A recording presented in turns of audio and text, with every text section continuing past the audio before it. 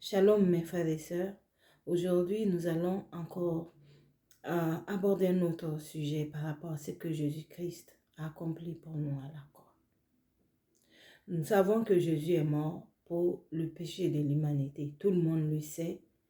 Pour nous donner la vie éternelle. Mais Jésus a fait beaucoup de choses à la croix.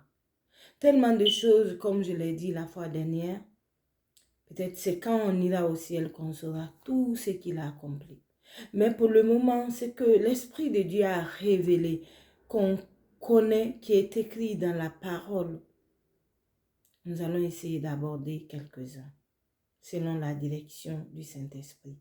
Amen. Et aujourd'hui, nous allons parler de la réconciliation. Jésus nous a réconciliés avec Dieu à la croix. Amen. Nous allons lire une portion d'écriture pour comprendre ce que Jésus a fait pour nous à la croix. Matthieu 27, versets 50 à 51.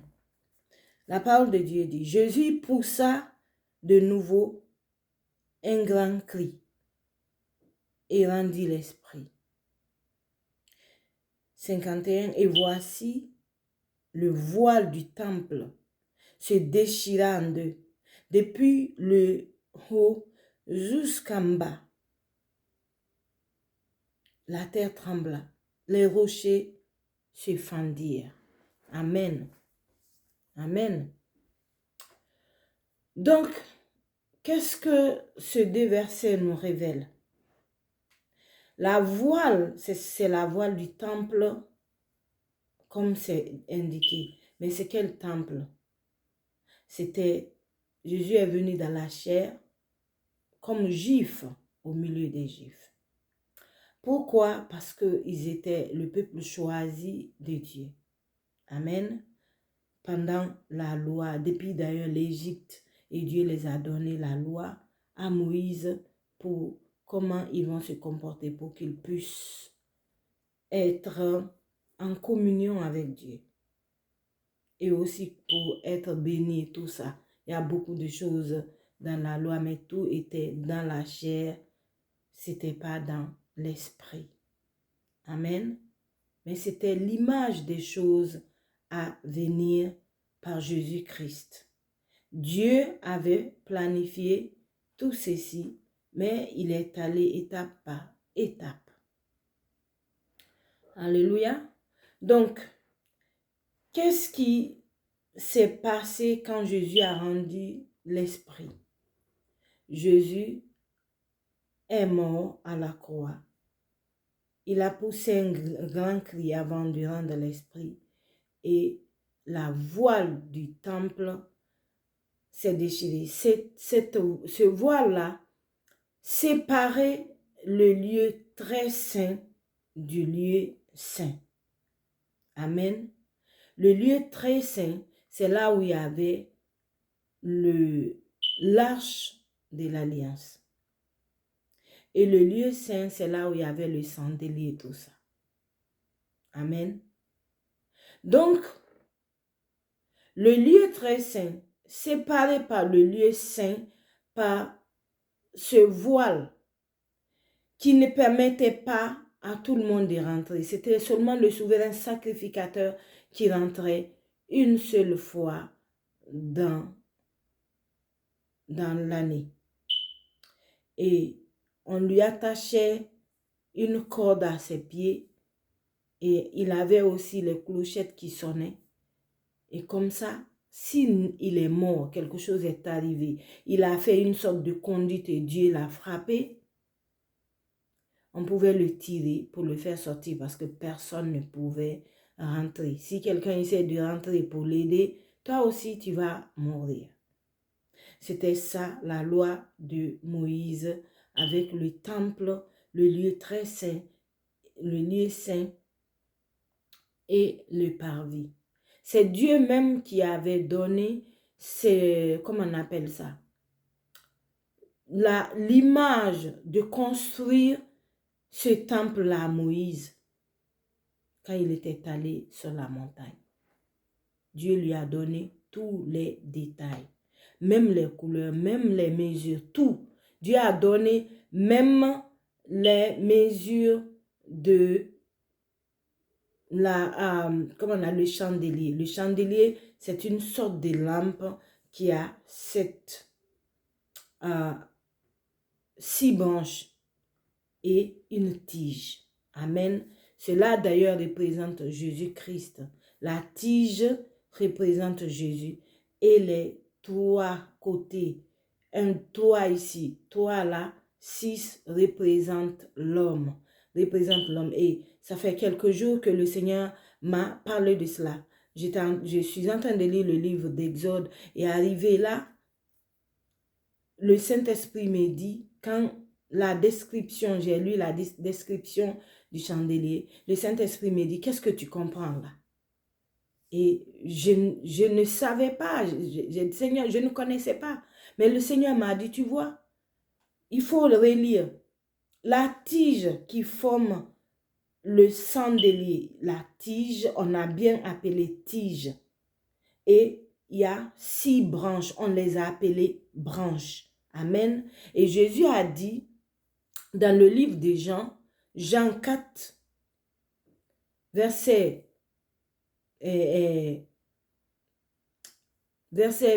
15. Amen. Je suis le cep et vous êtes les sarments. Le cep veut dire la tige et les sarments veut dire les branches. Et ça fait quand même, comment on appelle ça? Que Dieu a choisi les 6 branches, 6. 3 de gauche, 3 de droite. Et cela, le chiffre 6 plutôt, c'est le nombre de l'homme. L'homme a été créé au 6e jour et le 7e jour, Dieu s'est reposé. Amen.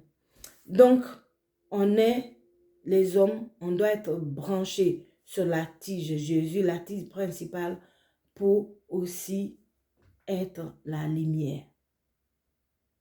Parce que le chandelier, c'est la lumière qui sont tous ces, comment on appelle là, sur cette tige, sur la tige, la lumière, comme une lampe en haut, et les 6 autres aussi, ils sont allumés pour donner la lumière. Amen. Cela veut dire tout simplement, comme ces branches sont fixées sur la tige, cela représente que c'est la tige qui donne sa lumière. Amen. Et cela représente Jésus-Christ. Quand on est accroché à lui, on porte de fruits, comme il a dit dans Jean 4, 15. Et aussi, comme il est la lumière du monde, nous sommes aussi lumière parce que nous sommes demeurant en lui. Nous demeurons en lui. Amen. Ça, c'était entre parenthèses pour comprendre un peu le temple, donc le lieu très saint et le lieu saint, séparés par ce voile qui a été déchiré d'en haut vers le bas. Donc, qui l'a déchiré, c'est Dieu lui-même. Parce que, oui, il a dit, la séparation est terminée parce que Jésus-Christ a accompli l'œuvre de la croix. Il a accompli, au fait, le désir de Dieu. Il a fait laisser déverser la colère de Dieu sur lui. Il a effacé nos péchés à la croix par son sang. Et nous sommes devenus justes devant Dieu. J'ai vu un pasteur qui a fait une illustration des sacrifices que les enfants d'Israël faisaient quand ils péchaient. Amen. Donc, ils envoyaient un agneau. Un agneau. Et comment on appelle ça? Les sacrificateurs regardaient bien l'agneau s'il n'y a pas d'imperfection, pas de tâche. Si l'agneau est normal. Il n'y a pas de problème. Et il regardait. Quand tout est bien, il dit à la personne de mettre sa main sur l'agneau. Et quand il met sa main sur l'agneau, son péché, et ça c'est l'illustration là été faite en dessin animé, son péché se transmettait dans l'agneau. Et la sainteté de l'agneau venait en lui. Et il devenait juste devant Dieu. Et après l'agneau, on lui donne, plutôt le couteau, il immolait l'agneau. Et puis après, il faisait le sacrifice. Tout ça, c'est à l'image de Jésus-Christ qu'il a accompli pour nous à la croix. Il a porté nos péchés. Nos péchés lui sont transmis. Il est devenu, d'ailleurs, la Bible dit péché. Pas qu'il a péché parce qu'il n'a pas péché, mais lui, il est devenu péché pour que nous soyons justifiés, juste devant lui. Donc, il nous a donné sa sainteté, sa justice, et nous, on lui a transmis le péché. Il est devenu péché et Dieu a déversé sa colère sur lui à la croix pour que nous soyons devant lui. Et c'est pourquoi, quand Jésus a crié, il a rendu l'esprit, c'est-à-dire les morts, la voile s'est déchirée. Dieu dit, c'est fini. Enfin, il a accompli dans le livre d'ailleurs de Luc, je pense c'est lui qui a dit, Jésus a dit, tout est accompli. Et là, tout est accompli. Nous sommes maintenant juste devant lui. Nous pouvons venir devant lui avec assurance. C'est pour ça le voile s'est déchiré. Pas en haut, mais plutôt pas en bas, mais en haut. C'est-à-dire que le ciel a agréé le sacrifice de Jésus-Christ et il a ouvert le passage pour nous afin que nous puissions venir communier avec lui. Donc, Jésus-Christ nous a réconciliés avec Dieu. Amen. Tout ça a commencé au jardin d'Éden quand Adam a mangé le fruit du bien et du mal. Et Dieu a dit, il mourra. Le péché est entré en lui parce que dès qu'il a mangé ça, il a su qu'il était nu et il s'est caché. Amen.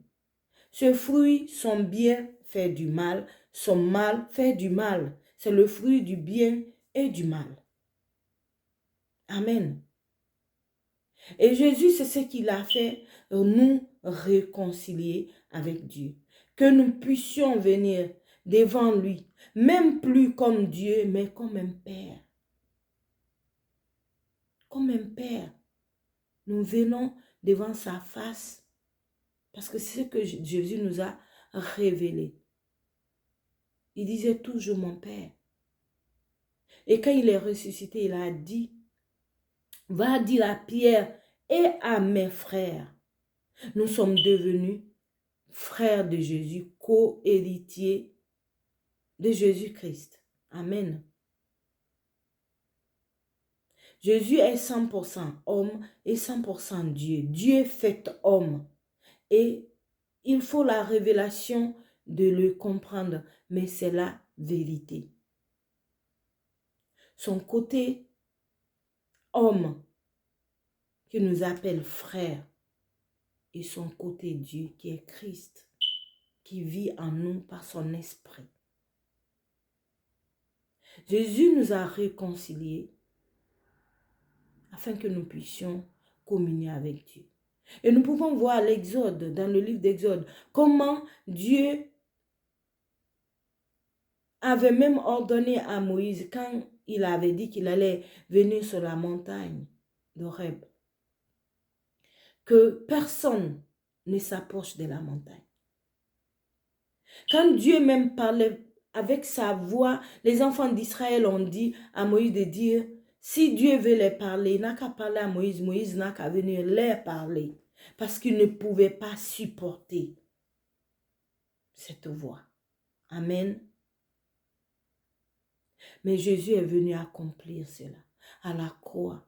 Et aujourd'hui, nous pouvons être avec Dieu partout. Pas sur une montagne, pas dans une maison, pas dans une église, mais partout, tu peux lui parler. Partout, tu peux t'approcher du trône de grâce, le trône blanc de Dieu.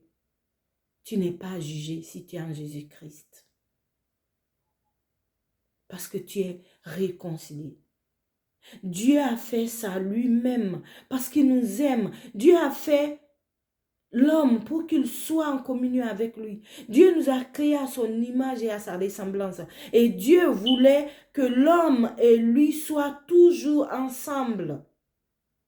Comme il faisait dans le jardin d'Éden avant que Adam ne pêche avec Ève. La parole de Dieu dit, Dieu venait tous les soirs pour communier avec eux. Et c'est ça le désir de Dieu. Et c'est pour ça Jésus-Christ est venu, venant de lui. Amen. N'oublions pas que Jésus-Christ est la parole de Dieu faite chair. Donc Dieu fait chair qui est venu mourir. Il a envoyé les prophètes. Mais ça n'a pas marché. Tellement de prophètes sont venus pour parler. Essayez, comme j'ai parlé de Moïse, intermédiaire entre Dieu et nous les hommes. Mais ça n'a pas marché. Alors Dieu s'est décidé de venir lui-même dans la personne de Jésus-Christ. Amen. Et nous pouvons lire dans le livre de Corinthiens, Paul a eu vraiment d'excellence pour les révélations de Christ. Il n'a pas vu Christ dans la chair, mais il a vraiment vécu Christ dans l'esprit. Amen. Donc, 2 Corinthiens 5, verset, on va commencer, verset 18 à 20. Amen. La parole de Dieu dit, et tout cela vient de Dieu. Tout cela, l'œuvre de la croix. Amen. Tout cela vient de Dieu qui nous a réconciliés avec lui par Christ et qui nous a donné le ministère de la réconciliation. Le ministère de la réconciliation, c'est-à-dire que nous pouvons être en communion avec Dieu.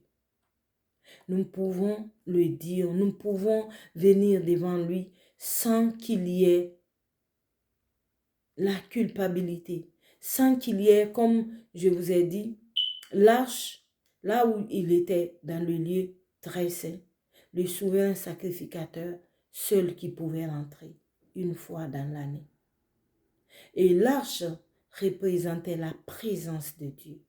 Et l'arche représente Jésus aussi, amen. Donc la présence de Dieu. Mais ce n'est pas tout le monde qui avait cette latitude de venir. Et même le souverain sacrificateur ne pouvait rentrer tous les jours ou bien tous les mois. C'est une seule fois dans l'année. Et là aussi, il risquait de mourir. Parce que s'il ne fait pas les choses normalement et s'il n'était pas purifié comme ça se doit. Amen. Mais aujourd'hui, avec Jésus-Christ, nous, on n'a pas besoin de la purification. Il nous a purifiés par son sang. Il nous a justifiés par sa justice. Il nous a rendus saints par sa sainteté. Et nous pouvons venir devant le Père. Dieu maintenant qui est notre Père. Amen. Donc, là, le verset 18 dit, « Et tout cela vient de Dieu, qui nous a réconciliés avec lui par Christ et qui nous a donné le ministère de la réconciliation. » Car, verset 19, « Car Dieu était en Christ, comme je vous ai dit. » Amen. Dieu lui-même est venu en la personne de Christ pour venir mourir à la croix. Dieu n'a pas de corps, Dieu est esprit. Et Jésus, c'est une révélation de Dieu que j'ai eue depuis très longtemps. Quand Jésus était venu, dès que Jean l'a baptisé, l'Esprit de Dieu est venu sur lui sous forme corporelle comme une colombe, sous forme corporelle. Colombe, c'est-à-dire, ce n'est pas l'oiseau, mais c'était comme quelque chose qui volait et qui est venu sous forme corporelle en Christ. Et depuis ça, le ministère de Jean s'est arrêté. La loi et tous les autres prophètes s'est arrêté. La loi s'est arrêtée à Jean. Jésus même l'a dit. Pourquoi? Il fallait que l'Esprit de Dieu opère totalement et pleinement en Jésus-Christ. C'est ce que Dieu m'a révélé. Après que Jésus a commencé son ministère, il n'y avait plus de prophètes. Parce que tous ces prophètes fonctionnaient par l'Esprit de Dieu. Et comme Dieu lui-même est sur terre, il fallait que son esprit soit en lui pleinement, même s'il était devenu homme. Dieu est esprit, il avait besoin de corps pour avoir la permission sur terre. On parle de Satan, mais on ne peut pas le voir. Et même s'il se déguise en l'ange de lumière, il ne peut pas opérer comme nous, avec un corps, parce qu'il n'a pas de corps, il est esprit aussi. Donc Dieu est esprit. Pour que Dieu puisse venir être au milieu de nous, comme Jésus l'a fait, il fallait un corps. Et quand le Saint-Esprit est descendu sur Jésus-Christ, il a reçu toute la plénitude de l'Esprit. Amen.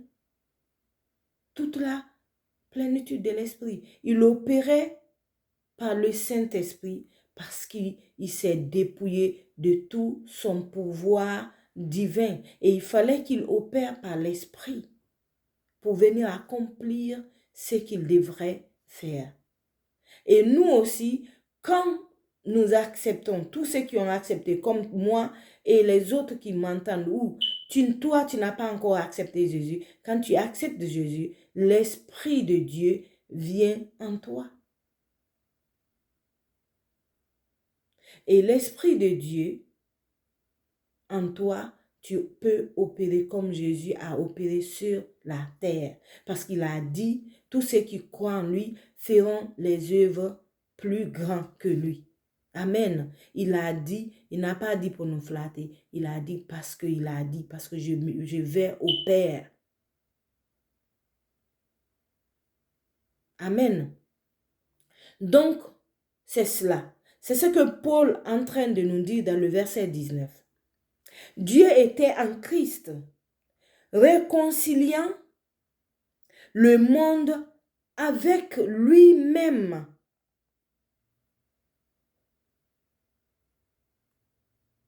Amen. En n'imputant point aux hommes leur offense, et il a mis en nous la parole de la réconciliation. C'est ce que je suis en train de vous dire. Il a mis en nous, par son esprit, la parole de la réconciliation. Que nous puissions le dire, nous sommes réconciliés avec Dieu, que nous puissions le comprendre, que nous sommes réconciliés en lui, avec lui. Il était en Christ pour nous réconcilier avec lui-même, Dieu lui-même. Amen. Parce que pourquoi il a fait ça? Il nous aime. Pourquoi on est créé à son image, à sa ressemblance? N'est-ce pas si tu as des enfants, celui qui te ressemble plus, tu as une faiblesse pour cet enfant-là. Parce que tu te vois en lui. Et Dieu, quand il nous regarde, il se voit en nous. Nous sommes son image. Il nous aime. Il nous a aimés avant de nous créer. Dieu a dit, créons l'homme à notre image et à notre ressemblance. Avant de créer l'homme. Quel amour. Et c'est pour ça Dieu est venu à la personne de Jésus-Christ pour mourir à la croix, pour notre péché, pour nous réconcilier avec lui, pour que nous soyons avec lui pour toujours. Et ça, pour ceux qui vont le comprendre, seront avec lui. Parce que les choses de Dieu, les gens vont, ok, on dit Jésus, fils de Dieu, c'est Dieu qui est en lui, mais Jean a dit au commencement était la parole était avec Dieu, la parole était Dieu. C'est la même chose. Les choses de Dieu, ça ne se, comment je vais dire ça? Ce n'est pas une sorte de raisonnement humain. Si tu essaies de raisonner les choses de Dieu en tant qu'humain, tu ne peux pas comprendre. Et si tu lis, tu ne comprends pas, demande au Saint-Esprit qui est en toi de te donner la révélation de comprendre Dieu. C'est lui qui connaît le cœur de Dieu, le Saint-Esprit. C'est lui qui peut te révéler les choses de Dieu. Et c'est lui qui te permet de comprendre les œuvres de la croix, de ce que Jésus-Christ a fait. Il a fait des choses merveilleuses pour nous. Amen. Verset 20. Nous faisons donc les fonctions d'ambassadeur pour Christ, comme si Dieu exhortait par nous. Nous vous en supplions au nom de Christ. Soyez réconciliés avec Dieu. Et cette parole, mes frères et ma soeur, toi qui m'écoutes, tu n'as pas encore accepté Jésus, je te dis. Je t'exhorte au nom de Jésus-Christ, au nom de l'amour de Dieu. Réconcilie-toi avec Dieu. Et tu ne peux te réconcilier avec Dieu qu'en Christ seulement. En n'importe quel prophète, quelle autre croyance, tu ne peux te réconcilier avec Dieu. Tu peux te réconcilier avec Dieu qu'en la personne de Jésus-Christ. C'est lui qui nous a réconciliés avec Dieu. Et nous sommes totalement pardonnés, profondément aimés, extrêmement purs, sanctifiés, justifiés devant lui. Quand nous venons, il ne nous voit pas, il voit ce que Jésus a accompli. C'est déjà fait. N'est-ce pas quand quelqu'un paye ta dette et la personne dit, j'ai payé ta dette, tu n'es plus endetté. Ce n'est pas toi qui as payé. On a payé pour toi. Mais ta dette est effacée. N'est-ce pas? Et cette façon humaine, nous le croyons. Pourquoi nous ne voulons pas? Mon frère, ma soeur, toi qui m'écoutes. Pourquoi tu ne veux pas croire que Jésus a payé pour ton péché, passé, présent et futur? Tout a été racheté. Jésus a complètement détruit le péché. Ce n'est pas parce que tu ne pêches pas, mais parce que Dieu ne regarde plus ça. Sa colère a été déversée sur Jésus pour tout le péché. Parce que quand tu as commis les péchés passés, présent et futur, si c'est déjà effacé, Dieu ne va plus regarder. Tu n'as qu'à venir parce que quand tu pêches, Dieu, le Saint-Esprit te dira, tu as fait ça. C'est comme quand tu fais quelque chose à ton père et ta mère. Et on dit ça, c'est pas normal. Et tu dis, maman ou papa, pardonne-moi. Et tu es pardonné, n'est-ce pas? C'est ça. Le péché ne demeure plus. Mais avant, l'homme ne peut seulement demander pardon que Dieu accepte. Parce que le péché était demeuré en l'homme. Mais comme Christ a payé pour cela, c'est l'image-là que j'ai vraiment aimé de ce que ce pasteur-là a fait. L'homme a touché l'agneau et son péché est sorti de lui, rentré dans l'agneau, et la sainteté de l'agneau est rentrée en lui. C'est ce que Jésus a fait. C'est fini. Sa sainteté est rentrée en toi qui le croit, qui croit en lui. Et si toi aussi tu ne le connais pas, tu crois en lui, sa sainteté va venir rentrer en toi. Et Dieu ne regarde plus ton péché parce que ton péché était rentré dans lui et lui, il est devenu péché et Dieu l'a frappé. Pour toi.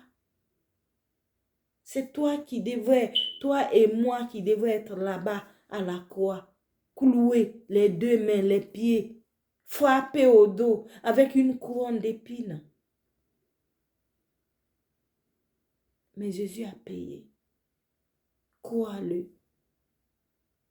Réconcilie-toi avec Dieu. Dieu n'est pas un Dieu lointain. Il est au milieu de ses enfants pour qui croient en lui. Il est là comme il le faisait avant, avec Adam et Ève, avant qu'ils ne pêchent. Et sa main ouverte aujourd'hui. Jésus-Christ veut te réconcilier avec Dieu. Pour que tu puisses communier avec lui.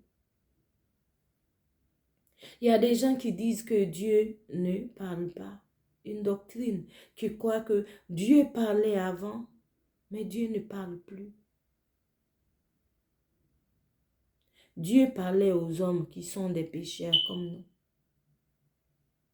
Pourquoi il ne va pas nous parler? Même si tu n'as pas encore Jésus. Dieu parle depuis et Dieu continue à parler. Et si tu deviens un enfant de Dieu, Dieu te parlera et tu entendras sa voix par son esprit. C'est les hommes qui ne veulent plus écouter Dieu. Ils interprètent ça, mon intuition, mon sixième sens, ma pensée. Oui, tu as la pensée, tu peux avoir des paroles venant de ta pensée. C'est vrai, tu peux avoir ce que la Bible dit, ta chair, avoir les choses venant de ta chair. Tu peux même entendre les choses venant du diable, de ton âme. Car David a dit, mon âme bénit l'Éternel, parce que son âme ne voulait pas bénir l'Éternel. Amen. Mais au milieu de toutes ces voix, il y a la voix de Dieu. Et tu peux l'entendre. Si Dieu a parlé aux païens, à Pharaon dans le songe, pour sauver non seulement l'Égypte, mais pour sauver les enfants d'Israël, à cause de la famine qui devrait venir. Si Dieu a parlé à Nebuchadnezzar, qui sont des rois païens, pourquoi ne va pas te parler? Car Dieu parle d'une manière ou d'une autre. Il peut te parler en songe, il peut te parler par la voix audible, il peut te parler en toi, il peut te parler au travers de quelqu'un. Dieu parle. Pourquoi il parle? Parce qu'il nous aime. Pourquoi il parle? C'est pour nous empêcher de prendre la mauvaise direction. Mais il veut que tu prennes la bonne direction. Et aujourd'hui, la bonne direction, c'est Jésus-Christ. Pour parler à Dieu, pour communier à Dieu avec lui, pour sentir son amour t'envahir, pour changer ta vie. La seule voie, c'est Jésus. Jésus a dit, je suis le chemin, la vérité et la vie. Personne ne vient au Père sans passer par moi. Alors tu n'as pas 1000 chemins. Comme on dit, si 1000 chemins conduisent à Rome, un seul chemin conduit à Dieu, c'est Jésus-Christ de Nazareth. Et il vous aime. Il vous aime. Il est mort aussi pour toi. Les gens qui prêchent pour dire qu'il était venu pour les enfants d'Israël, c'est faux. Dieu nous a créés tous. Il les a choisis comme son peuple à cause d'Abraham, de son alliance avec Abraham. Mais Jésus est venu pour l'humanité tout entière parce que Dieu voulait sauver tous les hommes. Ce n'est pas les enfants d'Israël qui sont seulement créés à l'image de Dieu et à sa ressemblance, nous aussi. Alléluia. Alors viens à Jésus aujourd'hui. Si tu as entendu cette voix, n'endurcis pas ton cœur.